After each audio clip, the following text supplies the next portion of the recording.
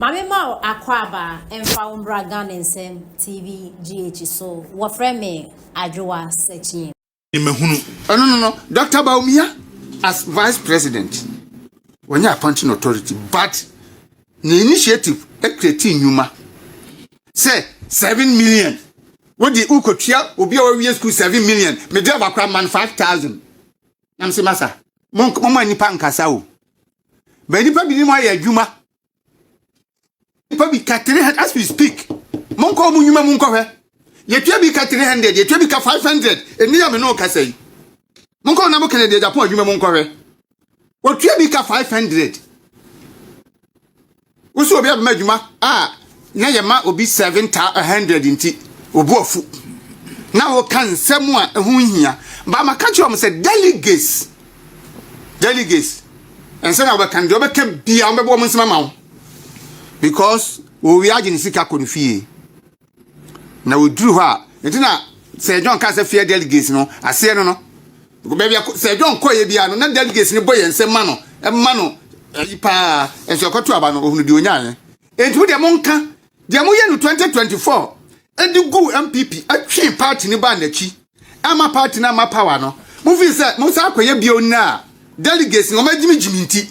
On the set Yabio. No ma bedi mo china party na sa no opposition sa de chichire party a the honorable Canada Japan ye no wo koka no nya ne boys bi o ma dwene nya bi se wotu na wa attack na ne na ya dwuma da Canada Japan ni na da kufa na kufa do nya dwuma da odumpo be ye president no on kan wa sembo ne woni MPP fo nya dwuma da on kan sa MPP fo nya ya jimi fo no onim se nti obejo party no no ne do ya de anya no bi kan dia wo se woni na ya dwuma da e na o kan asem Masa mo njijini pa ayi ura aboajijedu onabo aboajijedu afrobin na ekotu e wade so aboajijedu no ye deputy minister for health yes na kufa do aban mu deputy minister for some time health bare 4 years after that ko ha number can story no Yam sin MPP penim beta no wusu say honorable ni quite tos Glover na wo ye CEO and as managing director of Vaku aye wo free one titles a free one and na honorable Abadijedu taking over kwaku ye nya report to say enipa be 100 titles no so far no so honorable Canada Japan nam in fact we nya report say odusu kwayi wo madi sa kesi de mo ya 100 why do madi in fact oyiya yi Greater Accra Regional Communication Officer and Communication Director for MPP Adam Sabo Aboajijedu e wo Vaku enti honorable Canada Japan ni pa ora ka Japan achi na we no ya du achi na wo ka se obi mo obi adwuma me se MPP obi afadwuma obi pa no be yi me na omo de sa ayi ni brem aya na mbe kom ye kom me ni di nkomoje for the better part me say honorable titles e ko ho MPP for adwuma mu no ye be ye Greater Accra Regional Minister free ho na we de gidu no ko ho no fe na mpabe ya mpabe medama oyiya yi Greater Accra Regional Communication Director for MPP Adam Sabo oyi na di ene wa kogina ni pani se owi am fe oyi na di o oyi mi so oyiya yi ene kwana kwa hese Vaku NDC for buy omu fa NDC for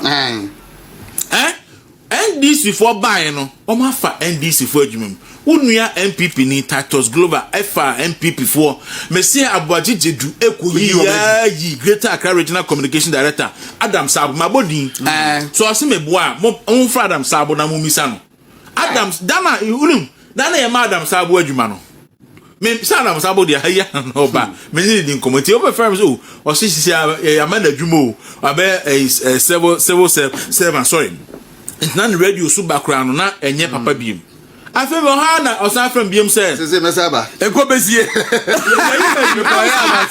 I'm saying yeah you were design also you in the damn say what are you telling me and then what do you mean what the hell and then people got me yeah you were also attach us call you know new person will be take you and say yenkofi nyina yenkofi hey ampeni ampa Adam Sabo no nyina betena fi then go on ochina see nya brani deal with that issue. Yes, okay. Because obi say ono kan ya na contract and na sank the contract ma party for resource party for ebi nya bi. O kan Ghana. Won kwa wanya nipa 100 contract. Ghana gas yen e ka kire. Nipa 100. We a board chairman. Moya, you know. Astrotef me famba. Woni see Ghana gas. Ghana gas ye ko omo say omo ye corporate institution mo nye politics. Nti omo nye de omo nsi nko campaign. Na man na ye panyi wo ho. Enti no blind afa fertilizers. Ah, ke say de ma farmers. E ko do hi. Felix Ura Peter Mewu. I Peter Mewu. Yes no. Me nipa tu pele minim se wo mumie no. Nipa tu no wo mo a member no mo yere dom. No mu na board chairpersons. E wo different institutions. Jesse say what in Jesse. Miss what in Jesse and na yere Barbara tin Jesse. O mumie no na we ye board chairman wa no is board chairperson wa. Honorable Kile Japan were board chairman e wo Ghana Gas. Na the yere so Ministerial Ghana Shippers Council. Any woman. Ministerial publication be my say wonya contract be 100 million. Imagine say 100 million contract no. The Pachuaja rural electrification. Say no 100 million contract no. Say 100 million contract no. Kwaku imagine say ka say ye the ma regional chairman of MPP. Ye chama wo mo. Obi 5 million. Do you think e common year na? No, omo ye 16 to divide 100 na. Say come fan so be nya be 5 na ka chire 5. And na ke da secretary for you. You see? I can the whole Ghana second in Ghana. But say the many papa kofo. And the Uber can say yet Stephen Amwa. Sticker, Dr. Stephen Amwa. Maslow. 2017 to 2020. CEO Maslow. After that, Okoye MP. And now obey your deputy minister. Finance. Trade. Deputy minister trade. Or follow deputy minister finance. Abna or say asari. 8 the years. longest serving finance minister. 8 years. Minister. 8 years. No, or you were deputy minister. Eventually, be a minister of state, finance ministry. One no number Japan now. Ono pen di 8 years o. Mebwa. Abrante back also can who say. There be amwa e fe na amwa bi anase dey. No say deputy finance. Amwa ben ona Martin. Debbie. Ono say appointing deputy finance minister. Deputy finance minister. Later. Yes. Edubu ahekoye. I'm going to contest wo se twabo so asemi your baby. Deputy finance minister. Ono say ni appointment na nkrofo wo ho asem because no akekwa didi aban na tema ka aban no ho sem wo e wo radio so anti e de man na nkrofo say ba mo da menya obi a okasa nya aban kasa TSA ene ye de ayi akwa deputy finance minister de amano.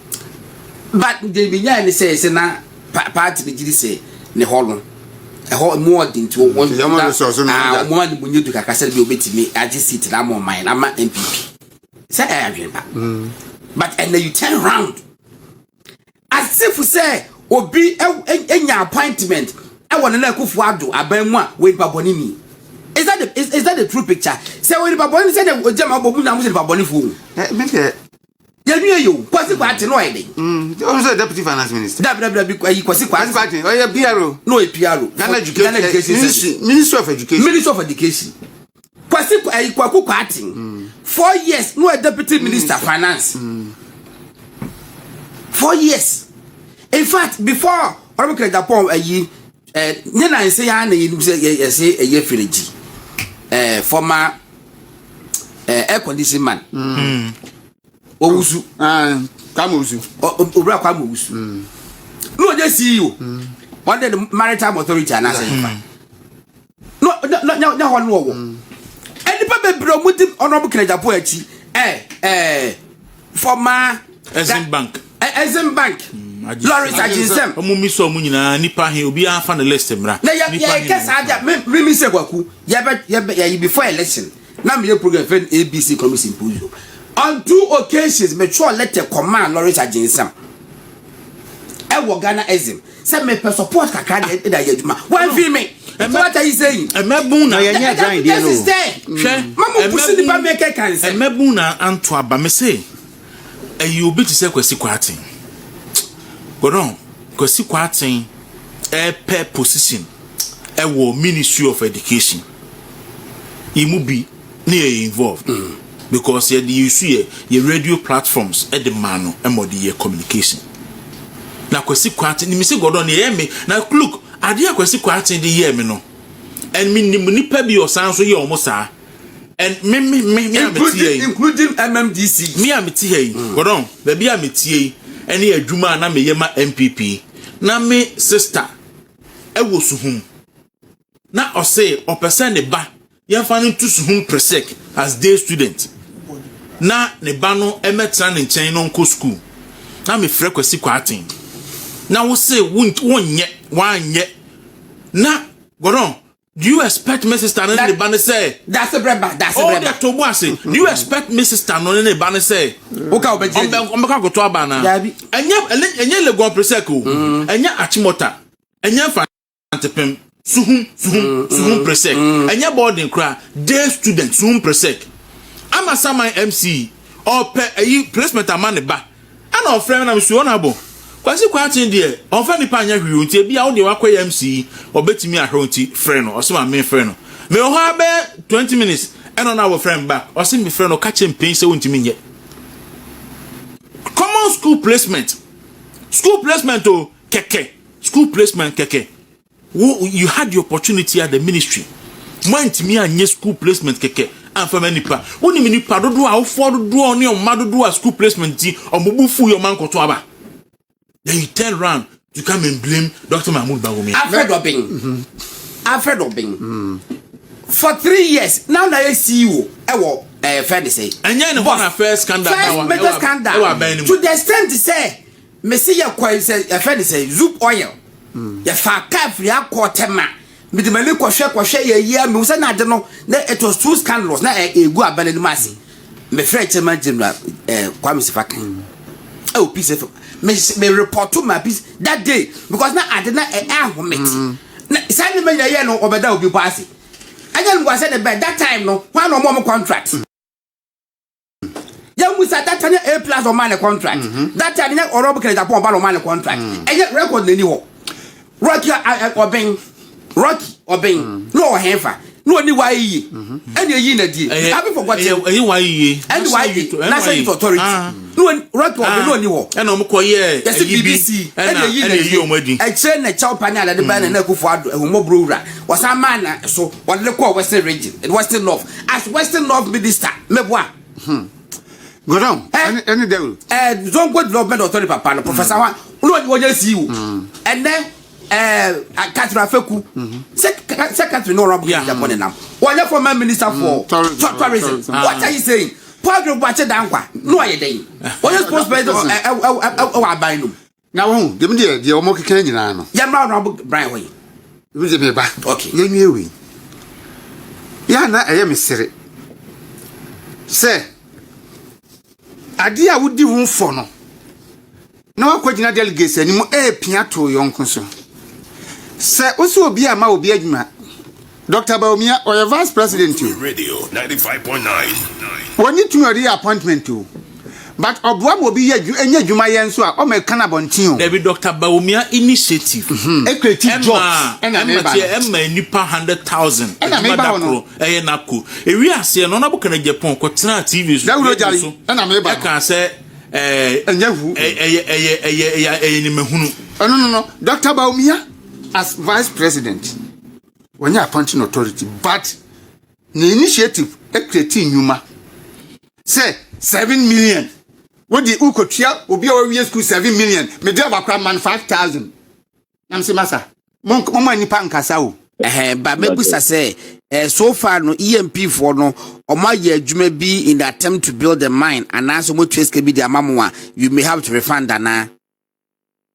Oh yes, initially in the agreement, and they were supposed to put $500,000 US every month into the project, for which it went into a holding account at EcoBank. And EcoBank now signatories to that account. Into scanning a woman nakakaba near the age, a woman nakakaba near the age. but to them no once as I scan call EcoBank ni mo no zanet ye na ekosie no ye ka che EcoBank for so mo fa ye bank statement ni ma ni hu sika kra aba bank aba bank ni hu se na scan ye use scan no se na bank statement ni bebo so china na bank statement ni bebo ye ntia se actual letters akoma EcoBank na say no ya ka tell me say would have to take legal action to get the EcoBank bank statement na ye hu sika nkasa omodi ato EcoBank account nim as a company into baby I woni Obi say Bobby Banks, lawyer for EMP, says the Ghanaian owner has transferred the company to EMP. But do we have a single Ghanaian owner of Azuma Gold Resources? But Azuma ni single Ghanaian owner. Almost koye me feed in the crown. Almost say the sole ownership and transfer of shares ama one person.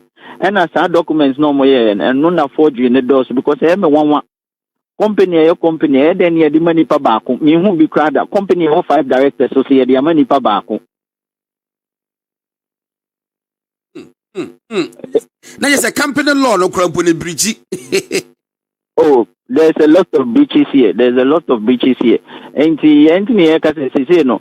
Oh, they say rule of law no. Case no crowd in Ghana. Into say so be any influence for case na so. Into be a better no HN nyina ebehu. 1 year on your year, you pay a lot of reprisals at the end of the day. All right, Prof. It would be you may Kasakasi, Yebeshe. Let's see how it pans out. Then she be a Saturday na many documents be bigger. Can you say that Nasi and Kasam Yedinkomo? Professor Prince Amponsa and now ye board chairman Emma Azuma Gold Resources and any Prof, we are grateful. Thank you very much.